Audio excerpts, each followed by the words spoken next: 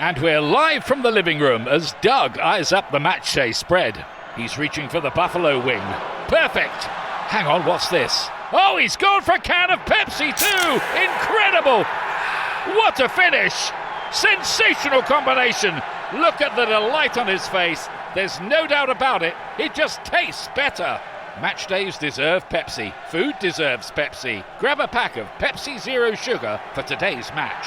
It's poetry in motion. Choice Hotels get you more of what you value. Here's a little tune to help you remember. Same drive, different day. Don't you wish you were getting away? Pack your bags and come on through. Texas, Ohio, Alaska, we're up there too. Comfort Inn, it's calling your name.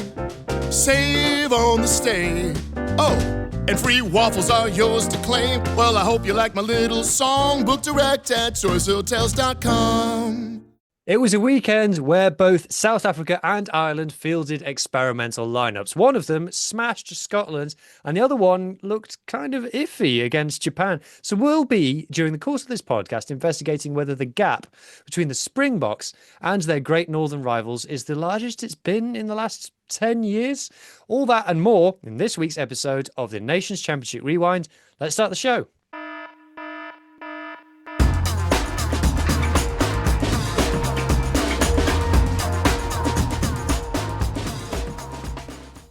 I am joined by the full panel this evening of Irish Adam, South African Mohammed, and Scottish Ethan. Good evening, gents. Good evening.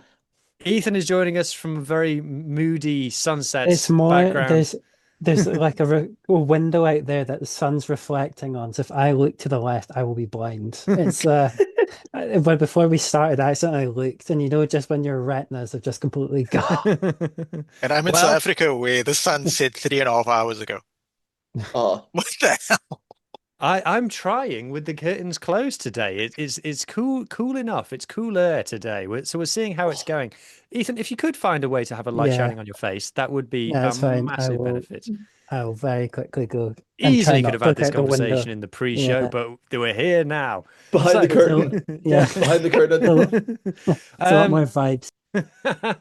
Okay, so like I said, we've got lots to talk about as the Nations Championship is into its second of 6 regular season games. Now we're still getting a head around of this, everybody, aren't we? Yeah. So Nations Championship rugby. Yeah, 3 now and then 3 later and then 1 playoff type thing. Yes. Final. So Yeah. to remind, whilst Ethan fixes lighting, to remind everybody how this is working. So this is a spin-off of a URC podcast that happens every week of the regular season. If you didn't know, where have you been? But that means that we're only talking about the URC nations. I should have mentioned that for the sake of this podcast, I am Welsh Hugh. So Adam is going to be talking about Ireland. We're all going to be talking about all the games, but Adam's the Irish voice from the URC. Mohammed is the South African one. Ethan is the Scottish one. I'm the Welsh one. Ah, beautiful. There we go. There he is. I didn't know who it was. Now I can finally say for certain that it was Ethan. Is Ethan. It's like the less gothic vibe of Yes. Ethan now. So it means that we will not be talking about France versus Australia. We will not be talking about England versus Fiji. We'll just be talking about all of the other ones. So, with more preamble than I at all intended to have, let's now talk about game number 1. And we're not going to do them in chronological order. We're going to start with the URC derby that we had between the Springboks and Scotland. And Ethan, at Mohammed's request, you are to speak first. Yeah, I think it was a really good game for both of us. But I think there wasn't really a true loser in the sense I think this game I'm looking at the actually scoreboard, benefits Ethan. Scotland. I mean, the There's a loser scoreboard for does this say game. that, but in normally of the plucky loser narrative, I think this is one of the few times Scotland can actually walk away really positively. From the get-go, it was really physical that Scotland turned out. And I think throughout the entire 80 minutes, there was never really a period that Scotland looked out of the picture. That I'm trying to think what there's quite a few missed opportunities from Scotland, which is a bit of a shame. I think Scotland could have won this. But when you look at the stats, I think it's like Scotland had 11 opportunities in South Africa's 22, and South Africa had 8 visits. And then I think it was like Scotland scored 4 tries, whereas South Africa scored 6. So it's just for Scotland, it's just nailing those opportunities that we're great at creating them. It's just finishing them.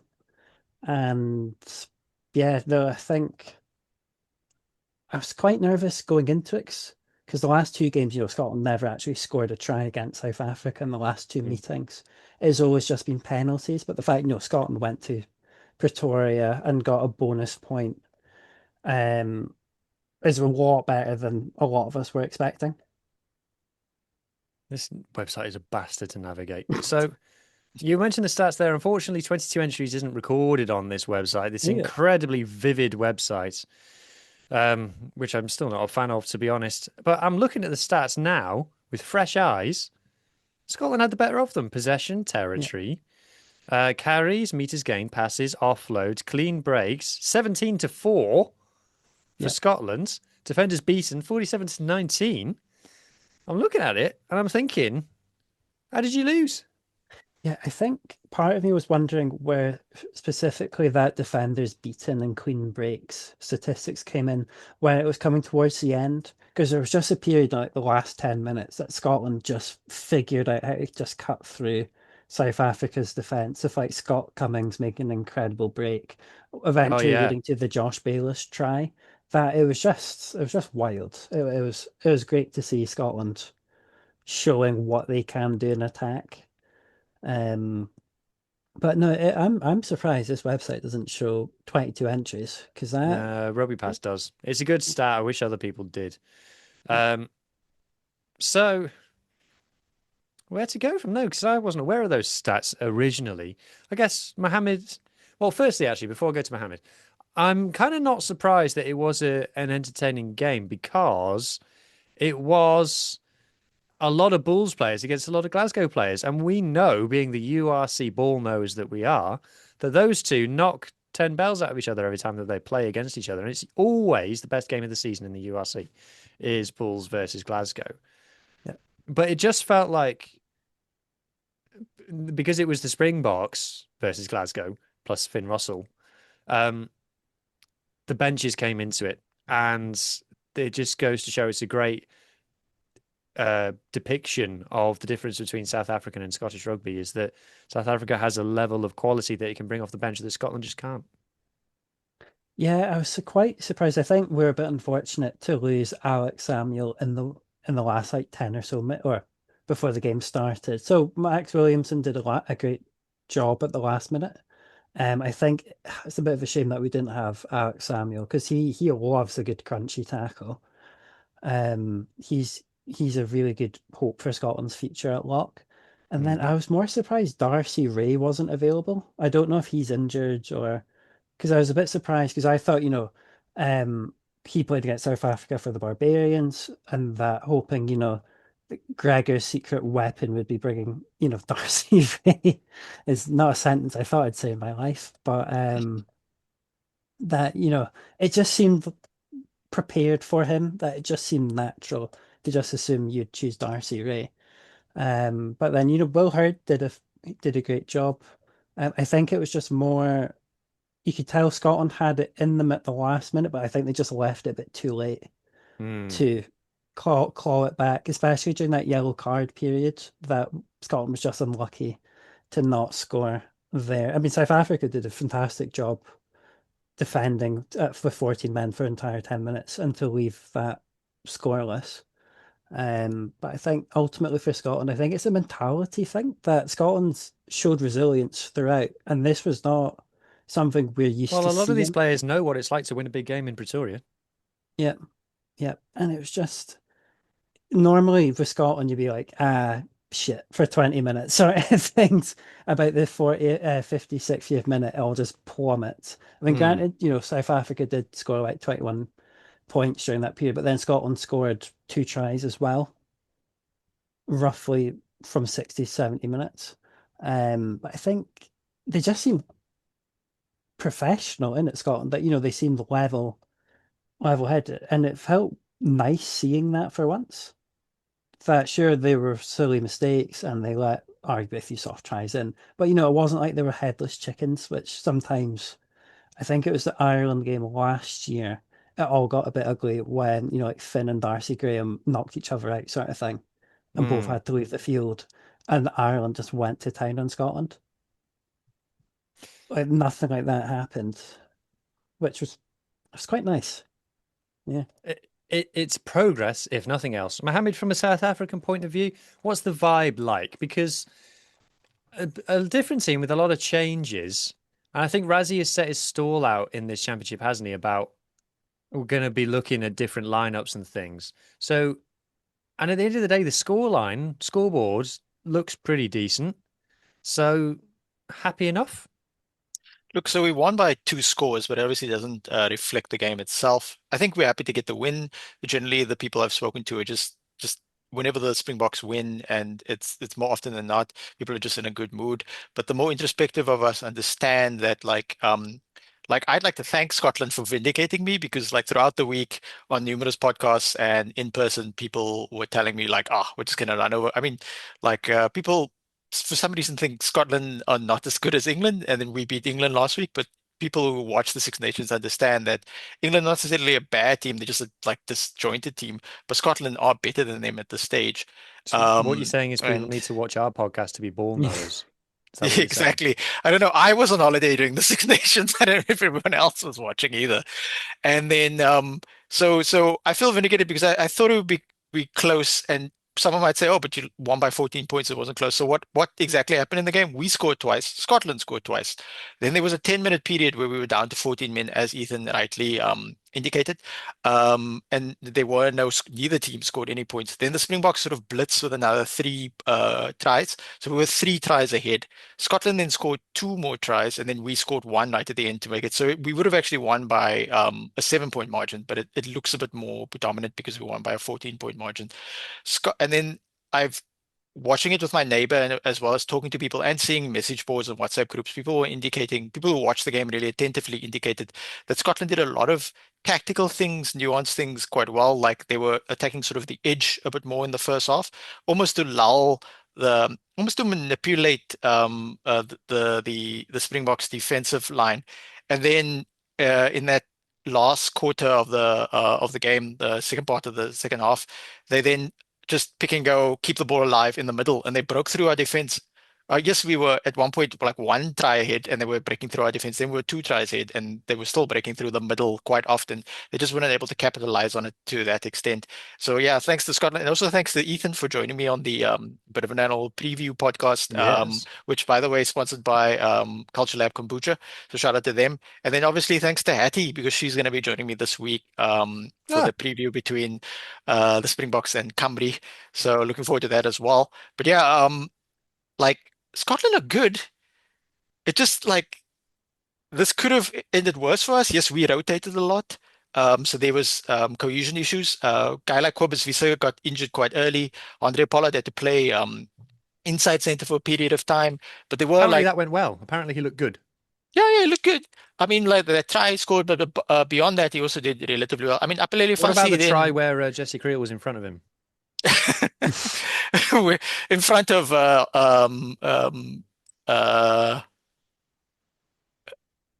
This isn't the Damien clip. Willemse, in front of Damien Willemse. Yeah, we're watching it. Oh, you mean no, no, No, it's not. but It's not to do with no, this this clip. one's This the other clip one. is just happening Um, adjacent to our yeah, conversation. the part where Jesse Kill broke through and there were 2 guys in front of him and he were able to step one and push the other one off. That was quite entertaining as well. But like Scotland did like tactically nuanced stuff. They mucked around in the scrums. They weren't like barged off the scrums. Like I mean, like less than a year ago, we completely dominated Ireland in the scrums in Ireland, but we couldn't do that to Scotland in this game. We had slight ascendancy in the scrum, but not entire dominance. Um, Some of these clips from ITV Rugby are mad long. Like this is 22 minutes and 20. But if I played that, we would definitely get a copyright strike. yeah, they just really want to give us one. So yeah, Hmm. look, the kicking was great off the tee. I don't believe anybody missed anything. Andre Pollard had his sort of laser sight on. Corn Horn came on and played fly half while Pollard was inside center. And he played well. I So think I've got a theory of what's going on there. yeah. I think that Quan Horn is being prepped for the 23 jersey long term. I think to that like Razzie's got a 6'2" on his mind, and he wants a 23 wearer, and I think he wants Quanhorn to be that man. Yeah. The only concern I would have for Scotland is that as we spoke, me and Ethan spoke in the preview pod, I feel like they have depth in terms of backline players, and they've got lots of really good backline players, including the guy who plays fullback for Glasgow, whose name I forget, who's about to become eligible from New Zealand.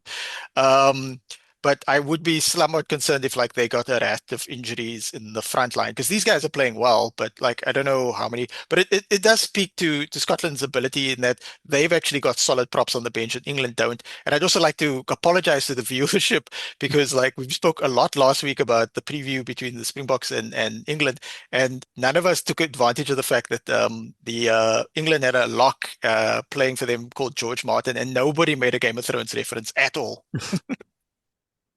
Sure, it'd be a Beatles reference. I'm thinking of George R.R. Martin. I'm a bit too young for the Beatles. You'll have to ask my dad about that. George, when was George R.R. Martin alive? It's the guy who writes George R.R. Martin's the guy who writes and no one said R.R. Martin. I don't know any of these things. He looks like he will die at some point, but he is currently still alive. He better finish the book. Are you not familiar with the author of A Song of Ice and Fire? You? No, but I can tell you lots about the Beatles if you're interested. If you wonder what I've been doing, it was my birthday in the week, and someone got me a chocolate factory. Who do not sponsor the pod, but if they would like delicious. to, Imagine. Please. the Nations Championship Rewind brought to you by the Chocolate Factory. What a great idea! They should definitely do that. I swear, every flavour has got hazelnut in it. That's not a bad thing. That's awesome. Yeah. Unless you've got a hazelnut allergy, Hugh, this is quite a distressing present if you did. No, I don't. It's just not my Vitamin favourite, spots that's are all. supposed to prevent you from getting diabetes, and you wants us to get sponsored with something that's going to give you diabetes. You only live once, you know. Best of both Might as well eat worlds. chocolate. Balance things out. A healthy, balanced diet I've brought to dropped you the by... passion fruit heart. Oh, no. Passion fruit chocolate's a bit rogue. Oh, Oh. Josh What? It's Josh like a Mackay dishwasher is the tablet. player I forgot. Yeah, Scotland are going to be able to pick Josh Mackay soon enough. He's gonna play in the next in the European series of the Nations Cup. Yeah. Nations Yeah, Championship. he would. Sorry, This is Nations actually a Championship. very nice chocolate. You would be eligible, yeah. Yeah. No, I was thinking here that it kind of looks like, like a dishwasher tablet. Mm. Not to be like, oh no. Iron Pod. Oh, now they're not going to Oh, sponsor no, this because you said that's- that. Not the mango one, no. Right. What else has happened? What else have we got to talk about from this game? Right. Okay. Let's solve this once and for all. Was he? Right. Jesse, Is he in front? no, this is Jesse Krill's try Yeah. instead of. Is Jesse Krill in front of the kid? Very in front. Yeah. Yes. Oh, meters. Yeah. At least Yeah. 5 meters. No, that's the thing. Yeah, you can see his hand is in front of where he kicks it. If this was Munster playing, the ref would have definitely called it in front. Like, this is where, do you know when they have VAR in the Premier League and you Yeah. see the line coming up and you're like, oh, is it a fingernail? That's a full arm. That's a full arm in front. World Rugby, we would very much like Also- that bonus point, please. It's Do I- actually true. The referee Because- was also in front, like watching it happen as well, and he still didn't. So yeah, that's the other permutations about this tournament. If it was just straight test matches, people would just be playing for the win, kicking a lot more. But because of the whole bonus point thing, a lot of teams are now going, no, we need to go for the line. Yeah, And bonus then points if- matter. That's what Yeah, I said when so- France got 2 losing bonus points and went New Zealand. I was like, that's going to matter. Yeah, to be fair, I And think then, so go ahead, Ethan. I mean, it would like when it's going to be a game that we speak about later on, but when I watch some of the games, I'm like, oh yeah, this is for a trophy, guys. There's another game that we're going to speak about later on, and I'm like, one of us is not taking this seriously. Well, let's talk about Ireland. Oh, it wasn't that team, by the way, before the comments got on Got it, Joel. Finished. there. So, Adam, it's the island question, the same question that I ask every single week. You won, so is everything okay? It's the same answer. No. We had we had 9 changes, which is what I was calling for. We had Sam Elo and Billy Bowen on the bench. I called for that.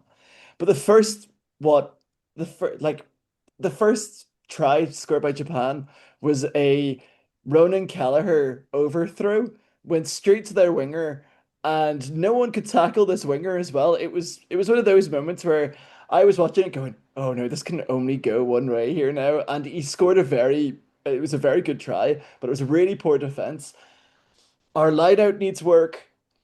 Our scrums need work. It just felt like from the first half, I felt like we settled into the game around about, I think it was around about O'Toole's try. We settled into the game and we actually were taking it quite seriously. Robbie Henshaw, I thought, scored an excellent try as well. I thought Robbie Henshaw had a really solid game in the center. I thought Raspberry smoothie, very good. but like it was one of those where I think that Robbie Henshaw had a better game than Ringrose did last week. I Yeah. based on what we had, but yeah, it was a bit of a fraudulent game. We played it in Newcastle Stadium Yeah. in Newcastle, Australia. It was somebody that I pointed out. I was with Ben from the Interpro show, met him for the first time. We watched this in a pub in Manchester. And somebody rightfully pointed out in our group that this is where Emil Heskey played his last couple of games of football because it was in the Newcastle Stadium. And I was like, that was the biggest dilemma from the stadium. But it was one of those that Kieran Frawley should not be near the Irish 10 jersey. He shouldn't. Wow. I'm Should glad not be- you've said it He should because I'm not- sick of this. I'm He's- sick of this whole He should not be Kieran anywhere Frawley is near the it. best 10 in Ireland thing. No, he Should be- fucking isn't. And he never has No. been, right? This whole thing, because he came off the bench in the Champions Cup final in a game that was already lost and ignored the plan and just duet and looked all right. He's not the shouldn't. best Irish 10. I don't understand this. I don't understand where this narrative about him has come from. It's it it's really annoying. I could talk about the nitty-gritty of the game. But there was that one issue that I had was that Kieran Frawley looked really lost at 10, and I think him and Craig Casey did not work as a 9-10 combo. It was really it was really frustrating to watch because Frawley looked like he was looking around going, I think he only had something like 50 odd minutes in the 10 jersey this season. Yeah. And it was like 50 or so minutes. And then he ended the game in wing. He ended the game at wing. Like Harry Byrne came on for Jacob Stockdale in the 59th minute. And I thought I had too many pints at that point. And I was just like, I swear it says Harry Burns just came on. Adam, the then- game was in the morning. Have some shame. It was no, it was I think it was on my like second pint with a lot of water. It was A still lot in of the water. morning. It was like 12 at the second half. It was like 12. I met It's Ben 5 from the o'clock inter- somewhere. I met Ben It from was the 5 o'clock in Interpro Australia. I'll give you that. Or Japan. Who knows what time it was in Japan? I met it was the International Interpro Show meetup. So it was like a lightning in a bottle moment. But it was one of those moments that I thought that we tried to play. This is another thing that I'm gonna say, and I'm gonna repeat this. I'm gonna repeat this next week as well. I'm hitting all the buttons that the comments hate me for. We are not a quick team. Why were we playing Japan in the backs? Why were we not bullying them in the forward back? We were doing that more, granted, towards the second half when we sort of realized that we can't sling it out to our backs because that Japanese backline is so quick and so good at what they do. But we were trying to play it out in the backs too much. As I said, like in our backline, Jacob Stockdale was relatively absent this game. Didn't get into it. Looked lost. Jimmy O'Brien had a better game than he did last week. Still not hitting those moments. Osborne had a good game at 15, solid 15. The centers played well together. I thought that was a really good performance for Robbie Henshaw. It's one of those Unk still has it moments. That I was just like, this is good. But there was moments in that game where I thought that we really lacked in the line out. We are going to get eaten alive. It was like 5 missed throws from Ronan Kelleher. Like, no, it wasn't like there was loads of like not straight Japan's calls. line-out defense is really good. I will give them that.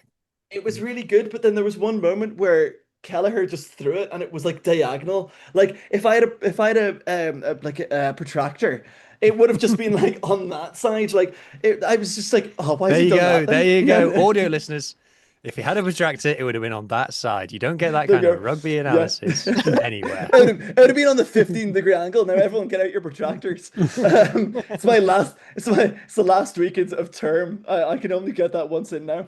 But it was one of those where Japan looked really well. I think the scoreline really flattered us. I think the scoreline really flattered us. But I also thought that Eddie Jones was trying to really push our buttons into things like scrums and things in like it was when our scrum props came off and Bowen and Elo and all came on. I just noticed that they were playing some type of dark arts where they were just trying to like really push into it. I thought Sean Janssen had an exceptional game for his debut. I thought Janssen played a really good game. It was a really solid showing from Janssen. I thought that I really enjoyed when Bowen and Elo came on. I think Clarkson is really putting his hand up to be starting tight head in Ireland for come I probably would the agree. November time. The November time. I thought that Tom O'Toole, the jury's still out on him being loose head prop. I think that he's getting there. I think he's settling into it. I think in the loose a lot more than he is in the scrums, but that will come with age. He's still a pretty young prop, but there was moments that I thought, yeah. There was moments that as we see the total line out and the line out success, it's like 78%. That is shocking. That's not a stat that we should be anywhere proud of. I think that there was one moment where as I said, that Kelleher threw it and it was on the 15-degree angle. I was just like, that's saying that we have an issue, I think, in Ireland with line out throwers. Tom Stewart at the minute is really struggling with his line out throws. We had this discussion as well. Niall Scannell is the one that Niall Scannell and Rob Herring could probably throw the best darts in Ireland. It's a pity that Rob Herring is what, touching 40 years old, and Niall Scannell just isn't really good at anything else in that sense. But we are struggling to find a line-out thrower, and it's just mad. Like the comments are gonna love me for this. Like it really is. We had another positive, Bryn Ward coming on for his debut for Ireland. Yes. Really good to see. I think he needed to settle into it a bit more, to be honest with you. He didn't do what Bryn Ward normally does, in terms of running at them, running at the attack. Um, I just thought that it was a game that, it's a very Andy Farrell win game. Where Ireland, Exactly. It's so like we won. What's your problem? Like yeah, it's a bonus point, and in the grand scheme of things, we could be looking at a time where we might win the nation's championship based on performances like this. And do you know what? I don't hate it because I think it's a sign of a good team that we are winning these games that we shouldn't. And on paper, be winning. Oh, okay. That's a classic Robbie Henshaw try. To be fair, That's a he classic should Robbie never be Henshaw getting try. to the line from there. That's No. poor from Japan. It was the Japanese was it 21 there? He just looked like he tried to lift him up and then he just sort of let him. Like the issue with the lifting him up there was that Robbie Henshaw just started pushing in the legs. Also as well, Bundyaki when he came on the pitch, I thought he played a great game. I thought he did really well. I thought it was like that reminds me of why he's in the squad. Like there's a lot of players that came on the pitch that I thought, yeah, this is good. It's good that we had rotation. It was healthy rotation as well. Harry Byrne came on the pitch. None of these Didn't tries do are much. screamers, I have to say. No, none of them. Cormac is a Chuku, Adam? How did he do? Yeah, Cormac Isuchuku came on. He wasn't setting the world alight. It was very much like he got in and did the background stuff well. Sort of similar to what Bryn Ward was doing when he came on. But yeah, it was really weird. Like I think the issue with Ireland is as well is that our squad, like especially in our backs, I don't know what Andy Farrell's doing, but he's just sort of like it's the Harry Byrne, Jacob Stockdale substitution. If we were to put Osborne into the wing, fair enough. But no, he left Kieran Frawley at wing. I was just like, what? He's a player that, like, he probably got more minutes out of wing than he did at 10 this whole season. But yeah, it was a frustrating one. It was a head scratcher, and we need to play better for against New Zealand. We need to play better. I don't know There's what you're complaining about, Adam. You won the match. Just be 36 grateful, points. will you? Yeah, I hate to be so negative, but but the positives are Janssen, healthy rotation, Janssen, really good debut. Three Ulster boys scoring tries, class. Like as an Ulster fan, class. Robbie Henshaw playing a really good game for Ireland is also really good. But my fear is the fact that this Kieran Frawley narrative will be pushed upon because he will be playing 10 in that Connacht shirt next season, where I think that Josh Owoni should still be a starting nailed on 10, and I think this game proved it.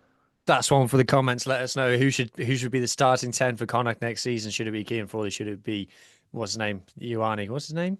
Ioane, yeah, Josh Ioane. Josh Ioane. I couldn't remember his first name. Anyway, well, the thing that really stood out to me when I was watching this game, I only caught clips of it because I was at the Hill Dickey at the time. Was the body language of the Irish players and the facial expressions and stuff. Yeah. Like towards the end of the game, it was very much just like, can this game just be over, please? Can we just get out of Dodge, just wind the clock down and stuff? Because it really felt like they weren't emotionally peaking for this game, which is kind of understandable. But it was kind of like they just wanted to get it out of the way with, and they seemed a bit shaken, you know. Yeah, there was like an era, and I think you hit it on the head there. It was very disjointed, and like I think with rotation comes that natural, but to completely talk about the opposite, some of these players are getting their chance for the first time as well, and it's like those players like your James Ryans and your Tag Burns and your Jack Conans who you'd think, would stick, your Kieran Frawleys even would stick a thumb out and be like, right, we're gonna drag us along and we're gonna play some good rugby. But it's almost like we hit the bonus point from Sean Janssen. We know that Japan, I think, personally, the two penalties that they did score in the first half kept them in that game. But I thought they were knocking on the door for a lot of the match, and it was sort of just like, let's stop playing it through their backs. Let's play it through our forwards, and that's what we did. But as you said, Hugh, it was sort of like bonus point, game's done. We've got 2 bonus points now. We're top of the Northern Hemisphere, top of the Northern Hemisphere table. Is that going to last for long? It's from next week. I'm not sure.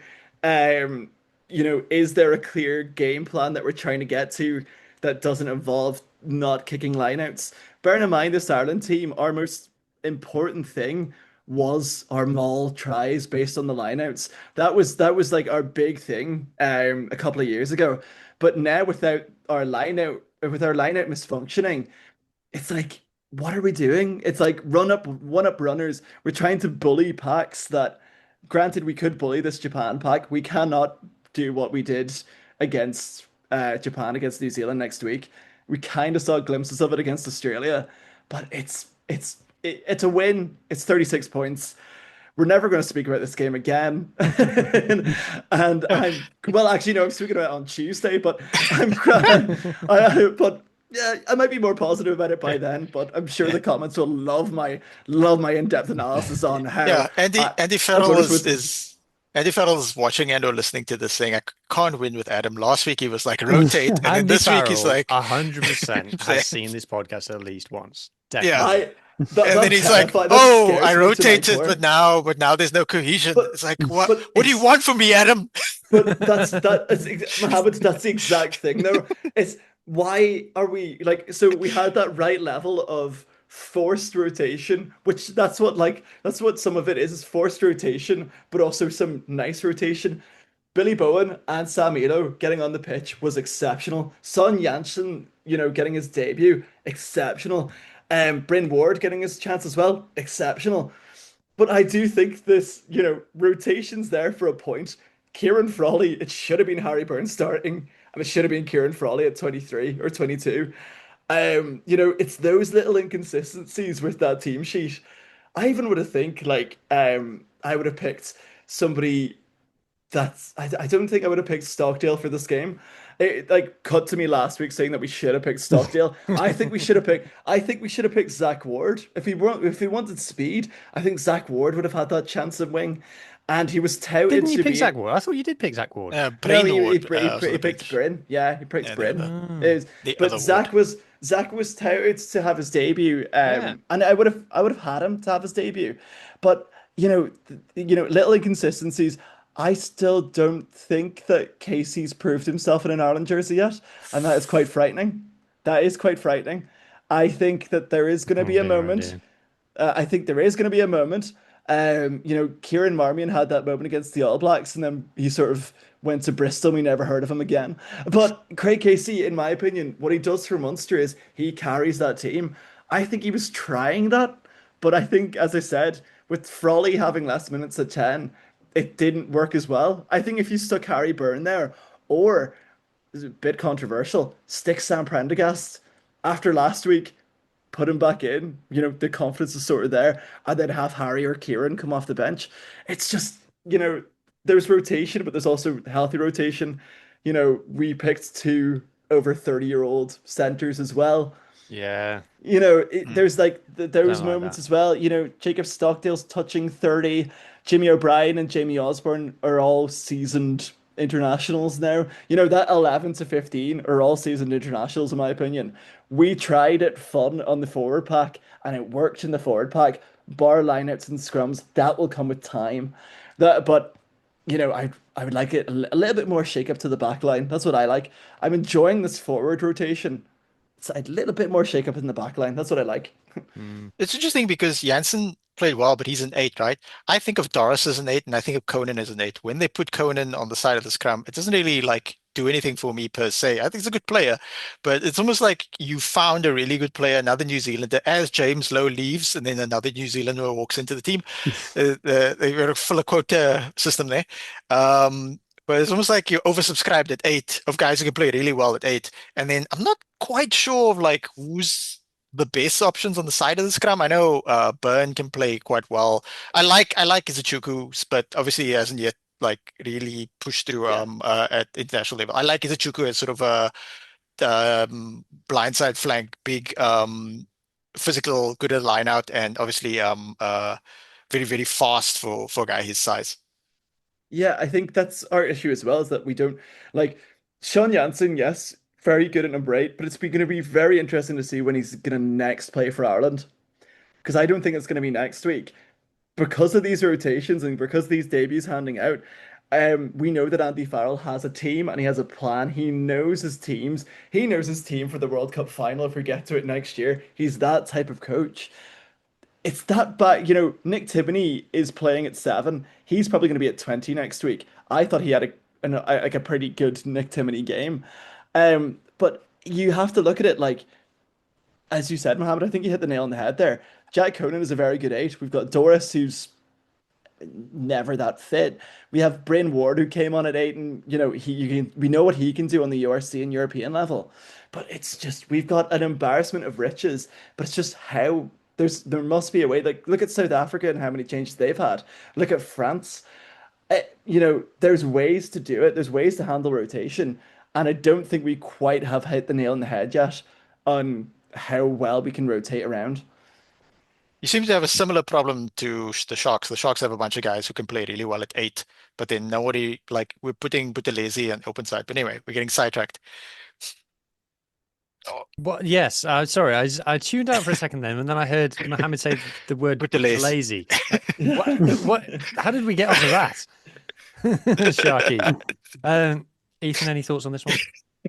I can't remember what I said on the rugby realm earlier, but I think my view of it, because I couldn't watch the whole game, but I at least watched most of the first half, where the Japanese scrum was pretty good against it. I know it wasn't Ireland's first choice front row, but the fact that a lot of them would be playing in the UR. Well, they would have to be playing in the URC, if they're playing for Ireland, sort of thing.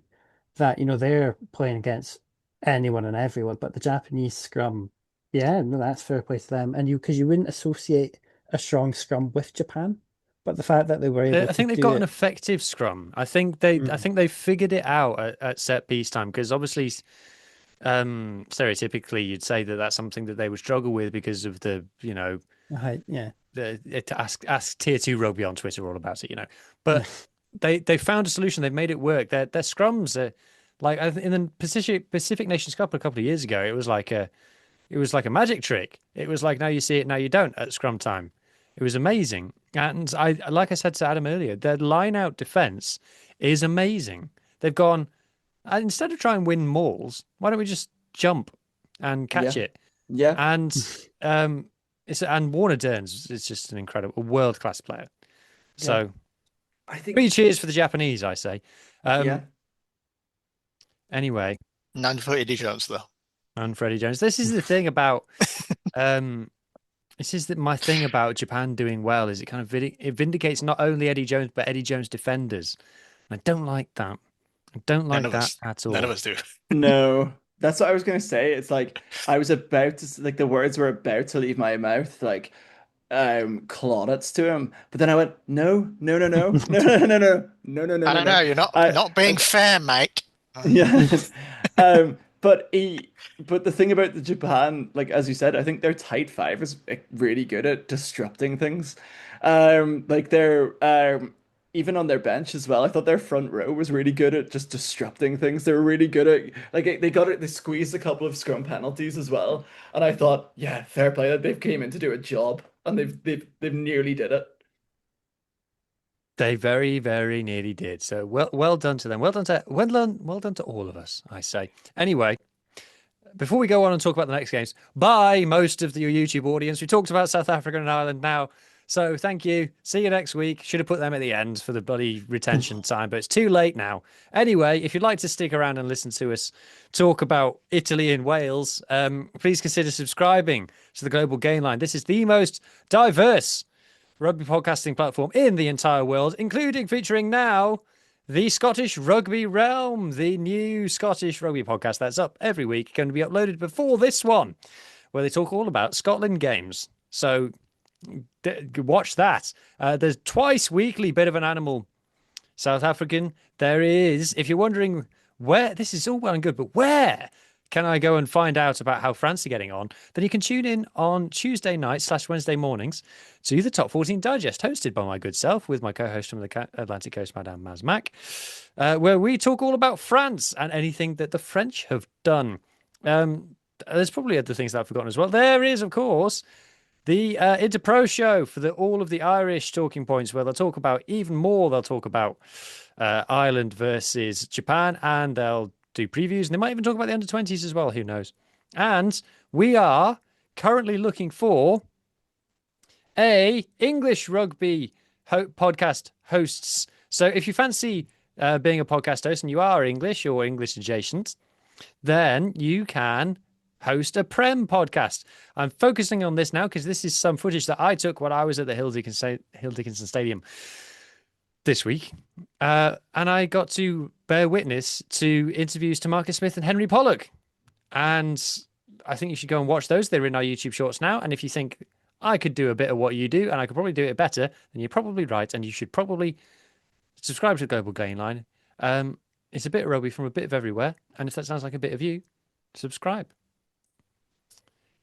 Right. Okay. Let's talk about Italy. Oh.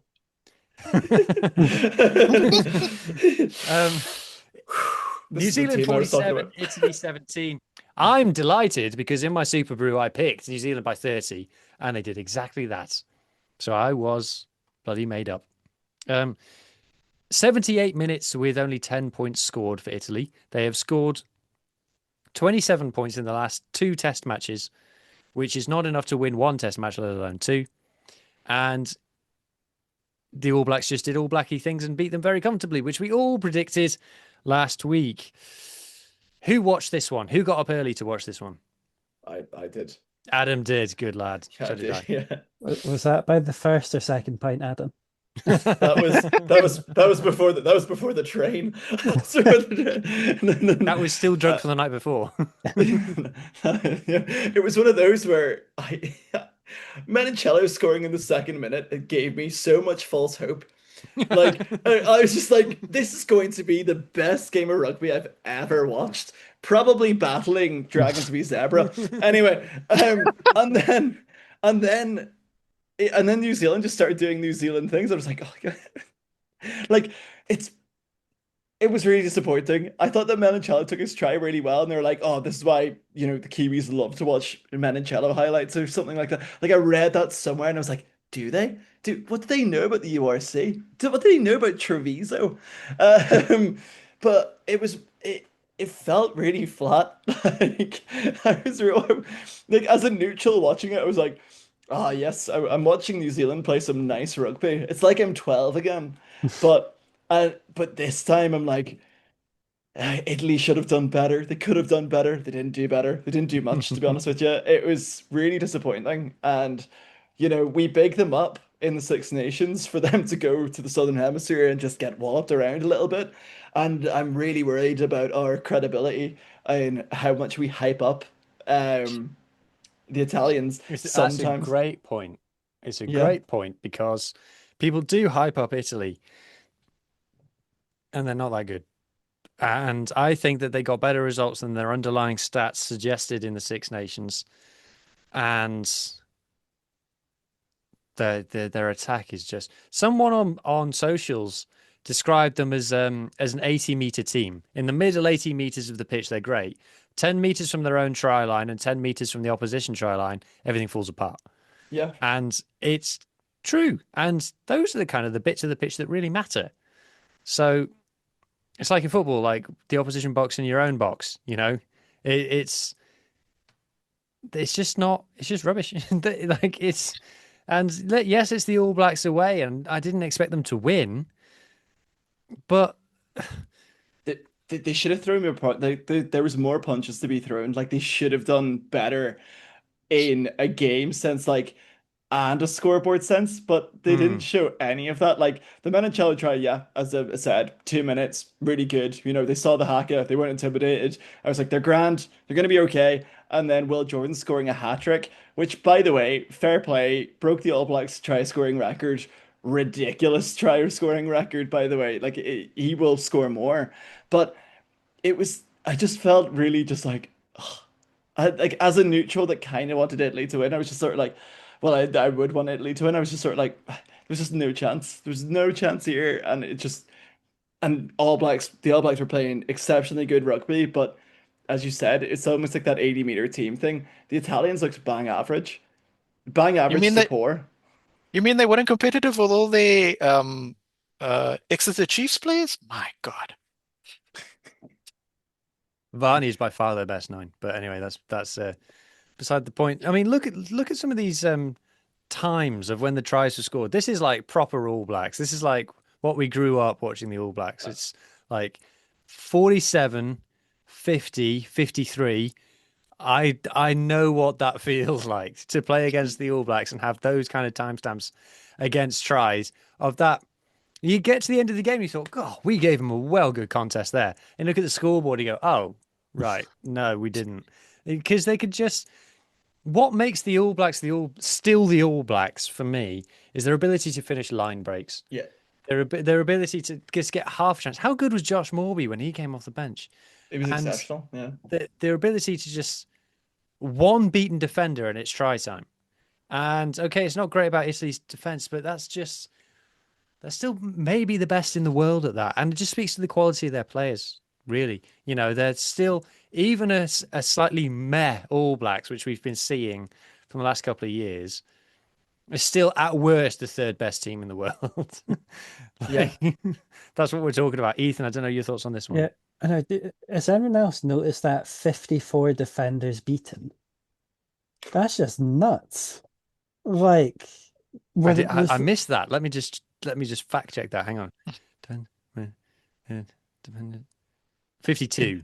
52. Oh, that's Oh. mental. That's basically beating the entire team each time for each try. Mm. Roughly. My maths, so let's ignore the maths part of that. It's hyperbole. It's hyperbole. Yeah. But that's just crazy. One I don't one think thing I will say from this game is this whole Ruben Love yellow card being rescinded thing. That never happens the other way around. Never. Like if that was the other way around, if the badges on the jerseys were the other way around, he's walking, he's off, and he's not coming back on.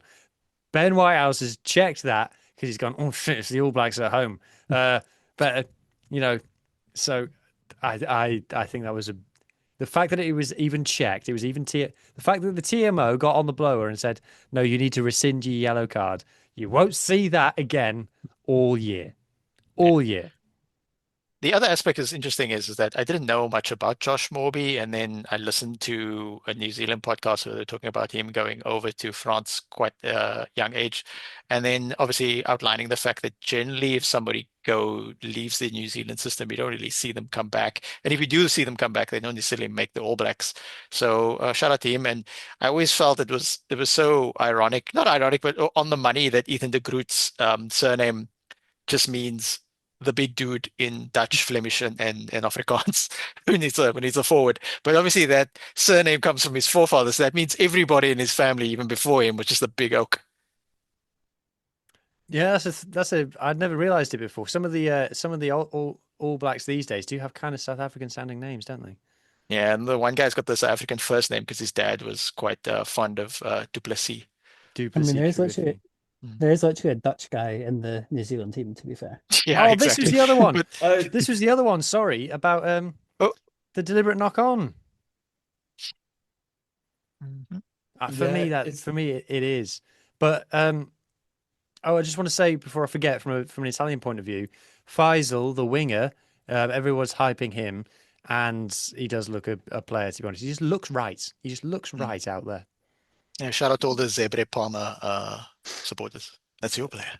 Soon he's going to be at Benetton and then Toulouse. No, he's Toulouse, already signed for yeah. Northampton. Oh, How he's could done that way around. He's done that way around.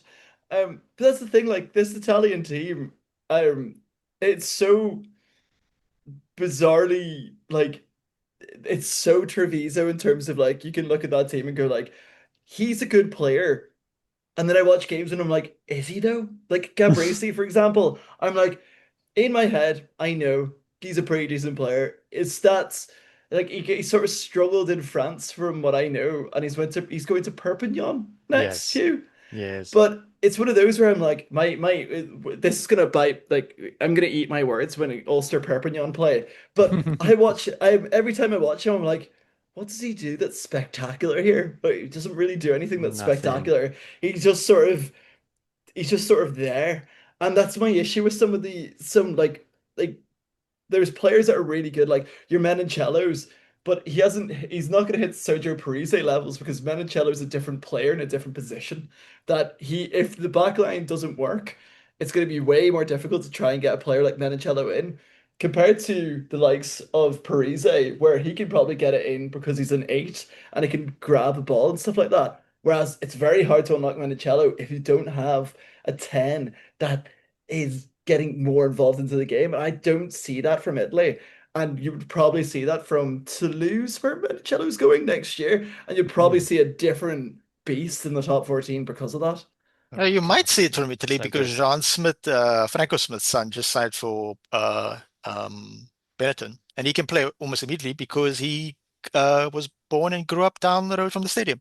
So we'll see how that pans out. He's quite creative, but let's see how he steps up to a national level.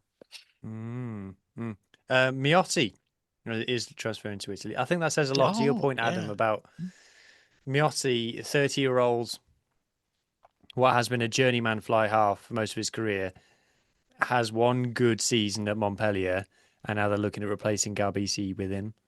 Mhm. Yeah, it's really like Tommaso Allen on his day was a great player, but he should playing 15 against the All Blacks. I'm like, it's like your best 15, lads. Like, is that routinely if you were to look at the Italian teams? I'm like, is that the guy to go to? Like, he's a really good off the bench He fly signed for half. Zebras, you know.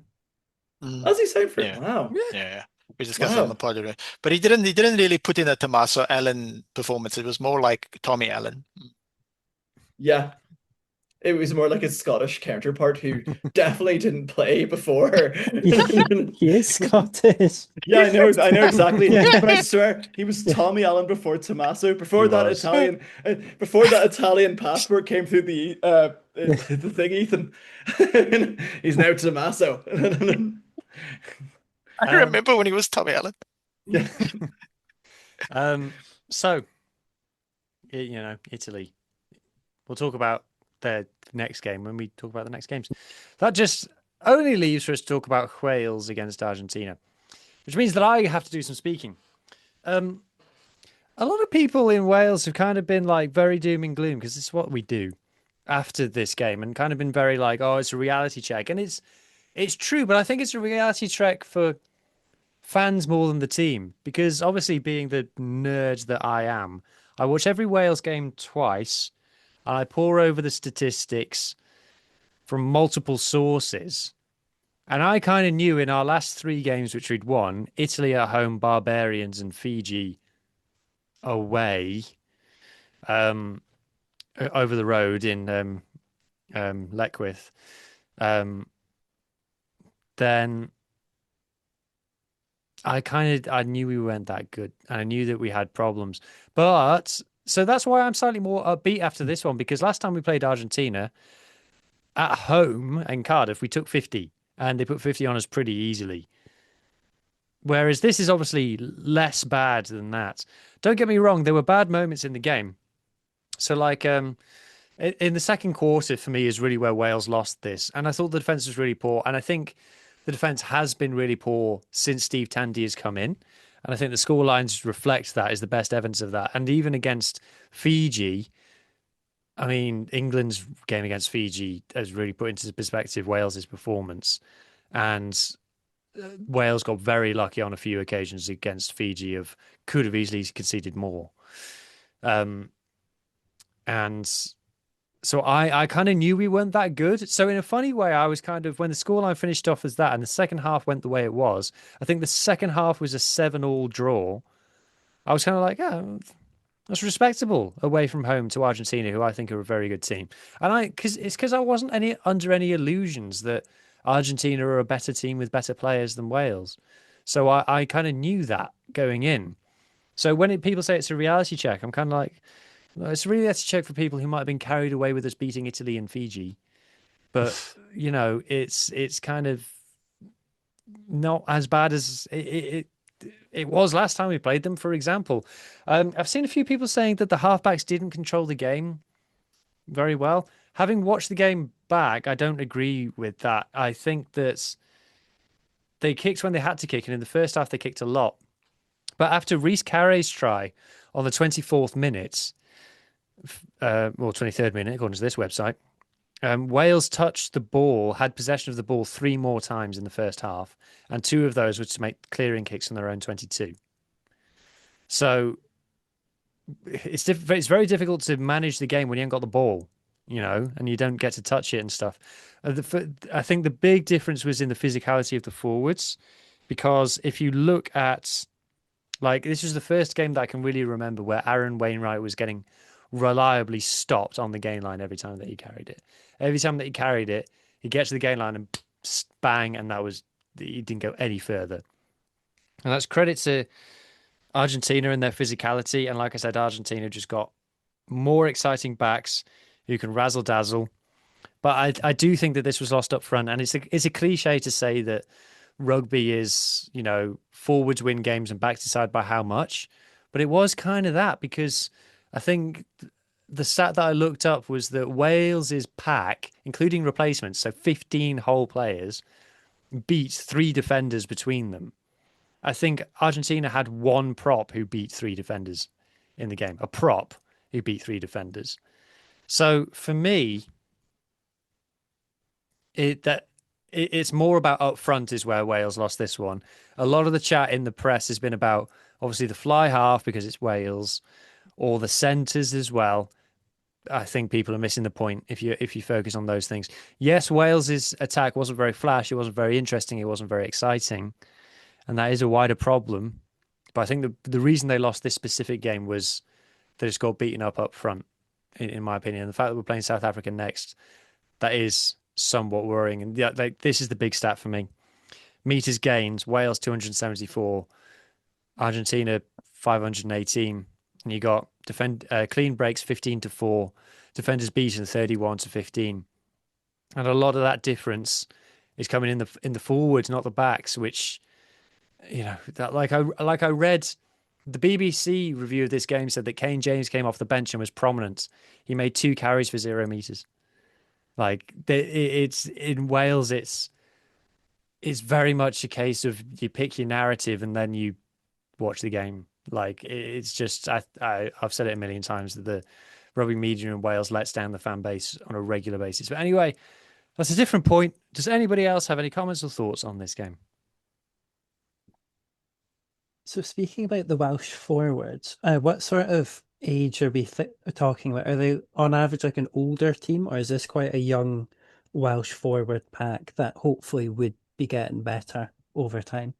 It's a bit of a mix. It's a bit of a mix. You got guys like Adam Beard in there who've been around for about 10 years.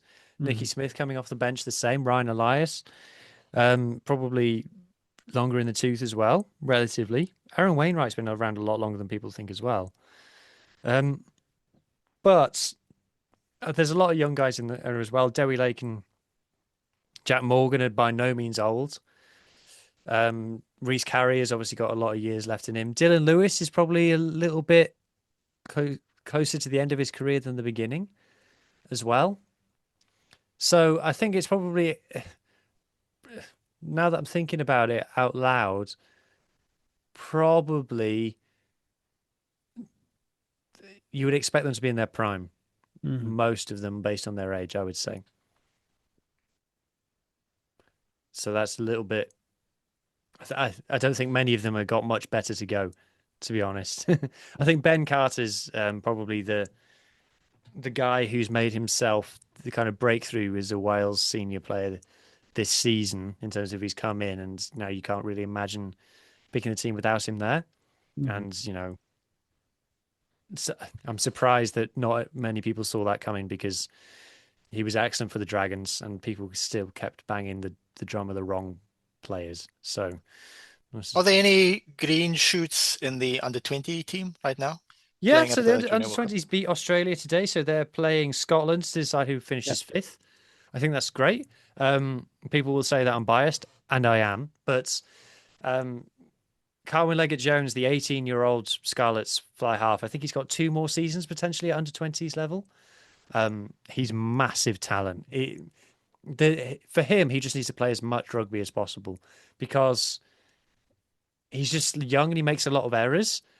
But in terms of like his talent and what he just can do, he can do things that most players just can't. He just looks like he finds rugby easy, and you don't get many players like that. So for me, he just needs to play as much rugby as humanly possible, Cameron Leggett-Jones. And he will be, unless he picks up a bad injury or he's mismanaged, which is possible, he will be Wales fly half.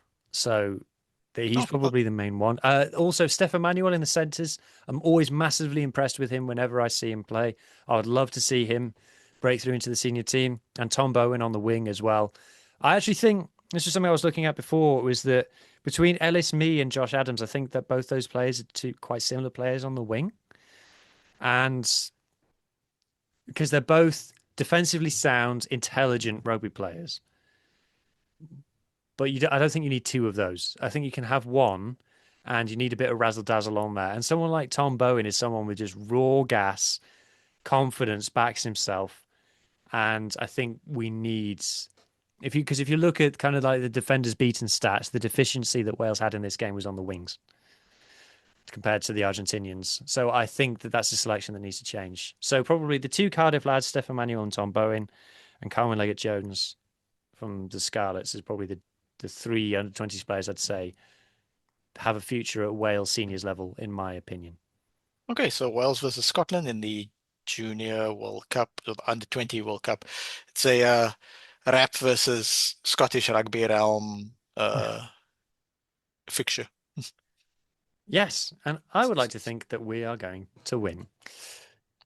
Okay, right. That just brings us on to predictions, I think. We've done all the predictions. We've done your nation, we've done your nation, we've done your nation, we've done my nation, we've done Italy. Yes, that's all of them. Right. Well done, everybody. So, predictions for round 3 of the Nations Championship. New Zealand versus Ireland.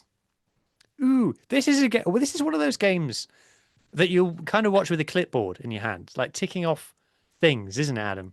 Yeah, it is. It is.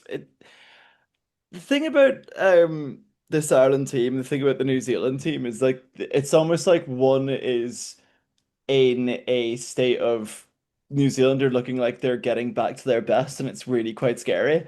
Whereas Ireland are looking at how we can win games whilst making it really annoying for fans like me. And I it it's gonna be one that we need to sharpen up on our set piece. Like that is a given. We've sharpened up on our defense, in my opinion, in that game. That's sorted, but then we sort of let the set piece slip. We need to sharpen up on that to beat New Zealand. This is the game that I keep on thinking about. You know, it's New Zealand and Eden Park. They've never lost. They've never lost there.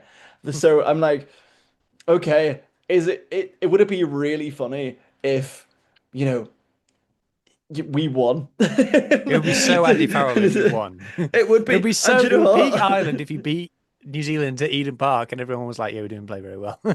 Yeah, no, yeah. Cut to me next week going, I don't understand why Frawley played 10. However, he did score a drop goal for us to win. But that's the thing, like, it's a very divisive fan base at the minute because it's like, my opinion matters, but then the other opinion is, oh, we're winning, so why are we arguing? And I'm like, I think this game is going to be our litmus test.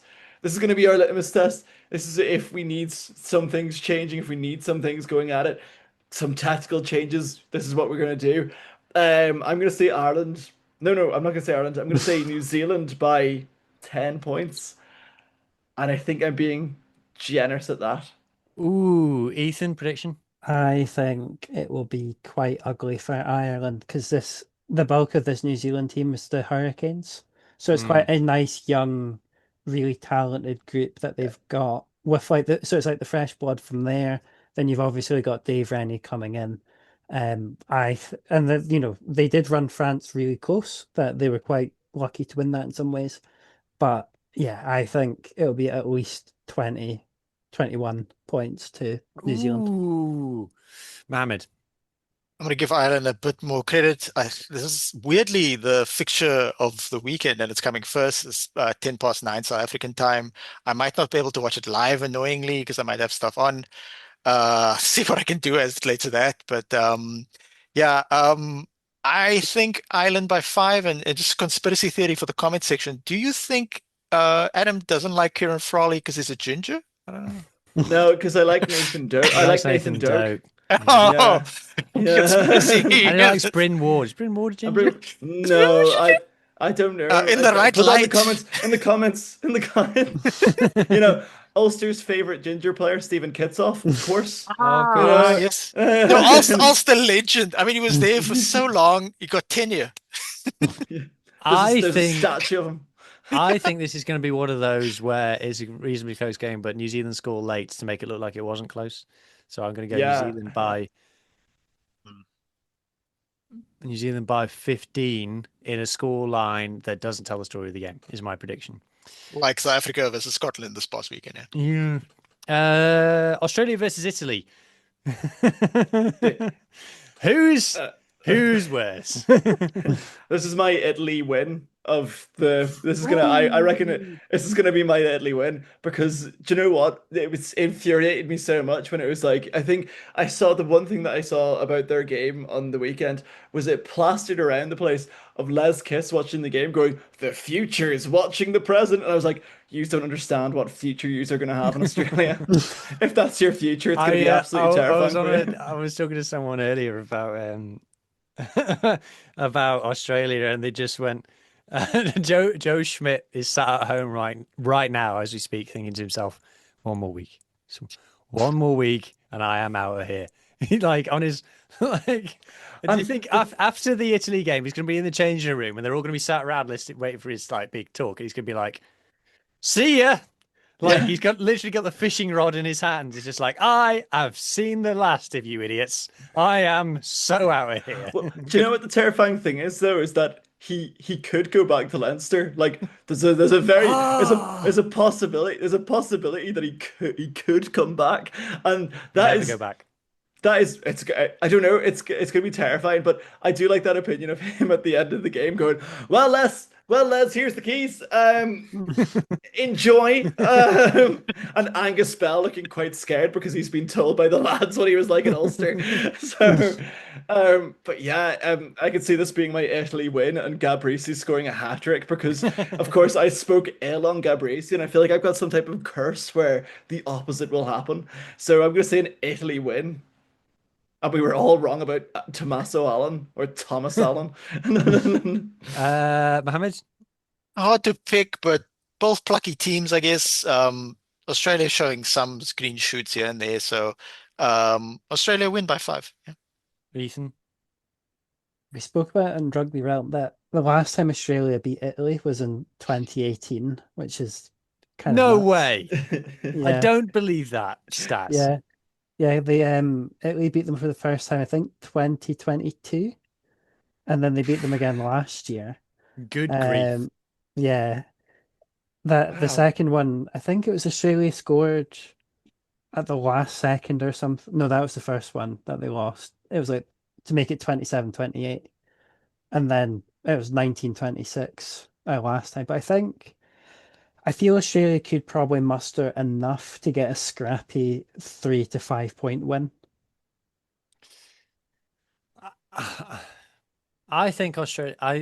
You know, when they say, "I just hope rugby is the winner," I don't think rugby is going to be the winner from this. Who's the referee? If it's PRD, we That's know that that rugby isn't is the a winner. great question. We know. Who is it? Christoph Ridley? Oh, I kind of like him as It's all well. right. Yeah, yeah. Mm. I was gonna say if it was Christoph PRD, rugby Guns would have been the Ridley. winner.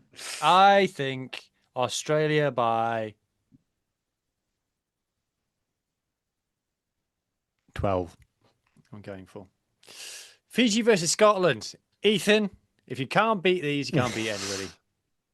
Well, it's the question by how much. I say that, and then we get like absolutely pumped by like a world class Fiji. But I'm gonna go. It'll be a rotated Scotland side.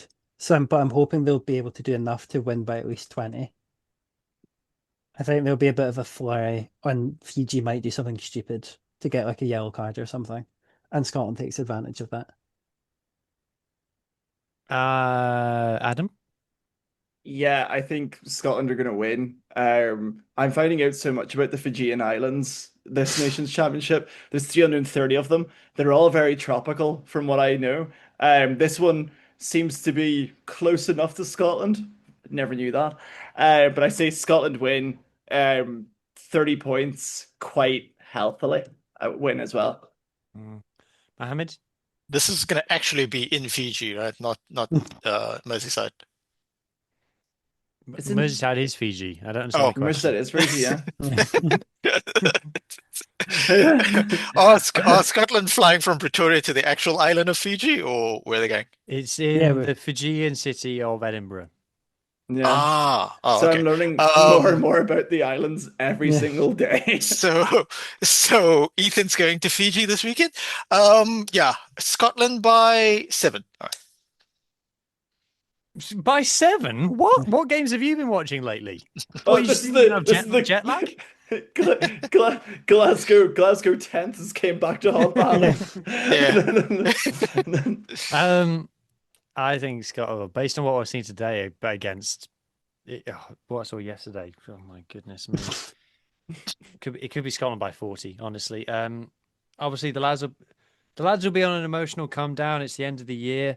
They'll all be waiting to go over to Dubai or wherever they all go on holiday, and they've been on a long flight. I reckon Darcy Graham scores a hat trick. And Duan comes back. Yeah, plays fullback. Scotland by 30, I reckon. Fiji are dreadful. And that hurts me to say. Anyway, South Africa versus Wales. Now then. Now then. Last time these two teams played each other in Cardiff, it was 73-0. I would say that keeping it under 50 would represent a moral victory for Wales. I was talking to someone earlier, a very respectable individual who has coached at Pro 14 level and used to play for the Blitzbox. And he said that South Africa should play the team that they played against Zimbabwe in this game. And by the way, the leaks are that Vusi Moyo will get capped in this game. Oh, Sharky's stoked. Sharky's so happy. Oh my God. He just And made his day. Yako Williams as well. Oh well. Yeah, the team's probably gonna be announced tomorrow. So because that's how Rusty does it. 23 players will be named tomorrow, but it will not be the team that takes to the pitch, Mohammed. We know Yeah, this. yeah, because we were missing out with something. That's the other thing with Ethan Hooker, who wasn't in either squad announcement, like broader squad announcement, randomly just like appears in the match It was 23. that with Elric Lowe as well. When Elric Lowe got named, I was like, I swear he wasn't in the squad. But I need to go double check that, but the Ethan Adams thing surprised me. Yeah, so look, it depends on like if your sources are correct and it's a very rotated team, we might just have a more closer game because of the lack of cohesion. Obviously, always talented players, but we want to give people a chance and stuff. Look, I respect this Welsh team, this Camry team, but having them now fly from Argentina to South Africa to play. I mean, it didn't really affect Scotland that much, I guess. So yeah, looking forward to it. But yeah, we'll see the squad thing and then tune in. My prediction for now is like South Africa by 7, but then tune in later this week when myself and Hattie do the in-depth preview with Match 33s, sponsored by Cultural Lab Kombucha, and then we'll have a more solid idea of what to expect. sorry, what was your prediction? South Africa by 7. Do you mean 7 tries? Do you mean do Yeah. you mean 7D?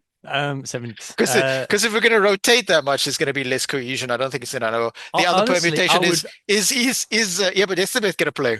I would bite your hand off for South Africa by 7, right? I would take that to the bank, right? I forget. So we played in the Gauteng province twice over the last 2 weeks. Where's this game going to be played? It's Durban.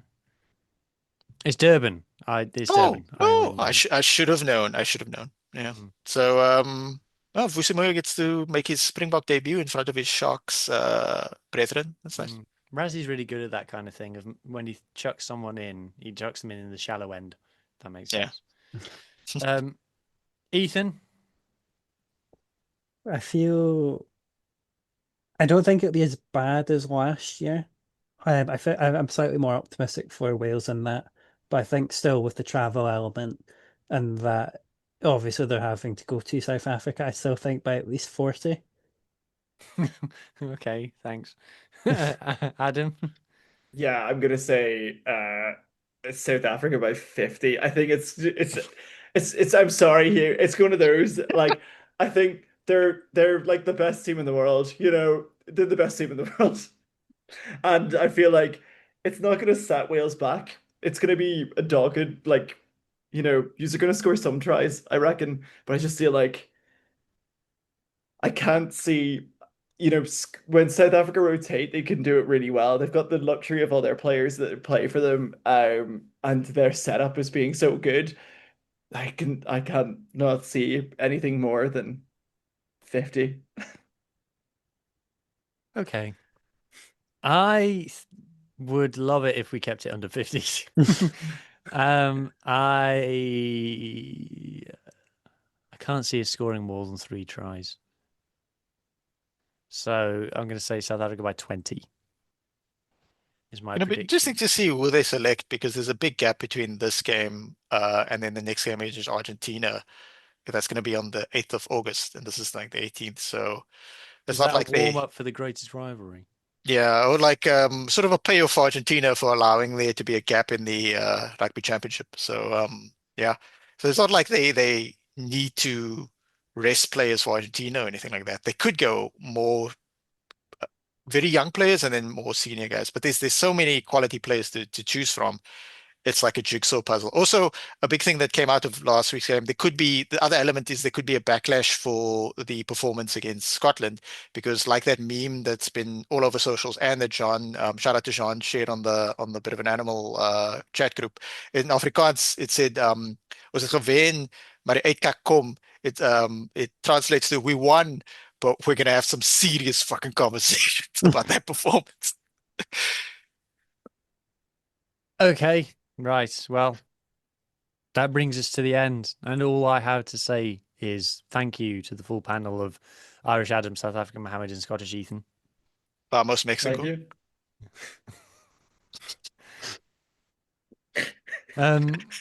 And I have been Welsh Hugh for the purposes of this podcast, and all I can say is enjoy your rugby, and I hope that everybody's team wins.